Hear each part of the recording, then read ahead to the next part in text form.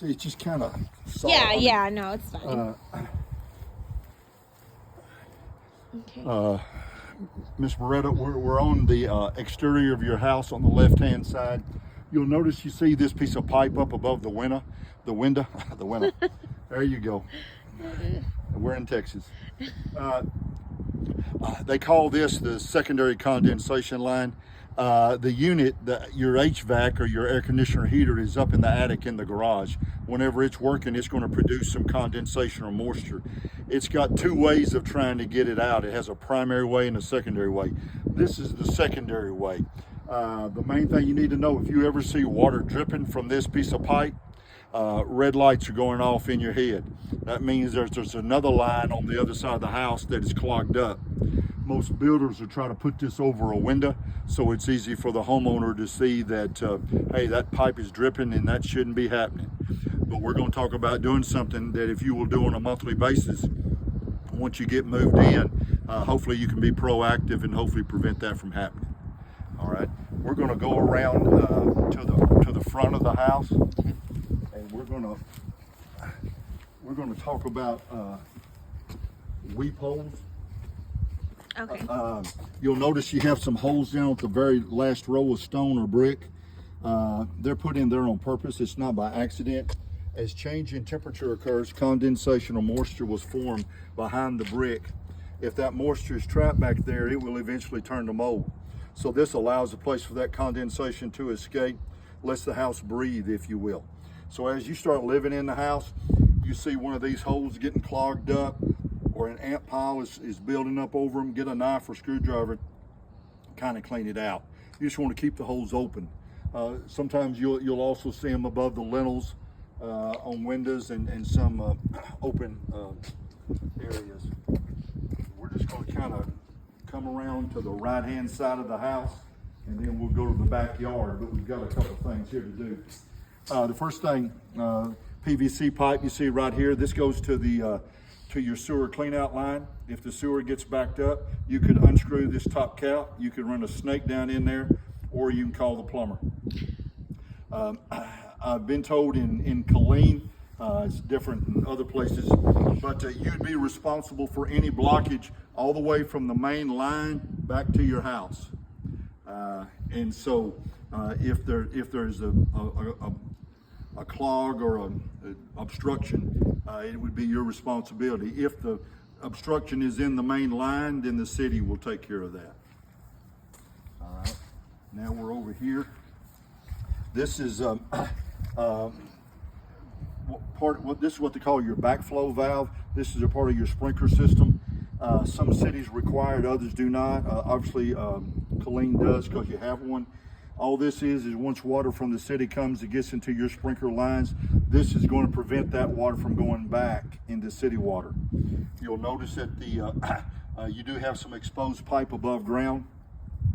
After you buy the house and before the first freeze, we would encourage you to get some kind of insulated bag or cover to go over this. So, because if you did have water in those lines and it was did go below freezing, it could crack the pipe. Look like your neighbor has already done that, and he's got that bag, probably Lowe's or Home Depot, just a couple of places that you probably could go and get that. Next thing is there's two pieces, there's a wire right here that you see coming out from the last row of siding, and you got another wire down there coming out. Those are called ground wire. In case the house is hit by lightning, all your electrical items would be grounded. This pipe that you see right here, this has wiring in it that goes to all the different green caps. And when I mean green caps, this is part of your sprinkler system, but just the covers that are green, you'll see those around the house. That's primarily just the wiring for your different substations. And that's just your control panel is on the inside of the garage here. And that's where you're going to be able to determine how long you want for each station to come on whenever you're watering. Of course, there's your electric meter. This right here, of course, is your main electrical box. You do have a breaker box inside the garage, and that's where we would recommend you go to. if you're going to do anything electrically to the house. It's just got some of your bigger items right here. It does have a water heater. We are going to be talking about that in just a second. But this is your main disconnect up here. If for some reason there ever was an emergency in the house, for whatever reason you felt like you needed to cut the power off for the house, you could come out here, flip that one switch, that would cut off everything to the house. Hopefully that never happens, but if it does, that's where you'd want to come to do that. How you feel about your neighborhood? Once you buy the house, whether you want to put a padlock on that, that would be your decision. This black and blue wiring that you see, this is a part of your service provider, whoever, your Wi-Fi, your internet, your cable. Whenever you buy the house, it's still going to look just like that. After you purchase the home, then whatever company you choose to go with, they'll come out here, hook up their box, and get your service started, like your neighbor did right there. It's nice when you got a neighbor that has got everything done that I'm talking about. Yeah, you can compare That's it. usually not the case. I used to say, well, you just gotta just kinda imagine a little bit. But all right, next we'll start up here and just work our way down. You'll notice up on the roof line you have that metal strip running across.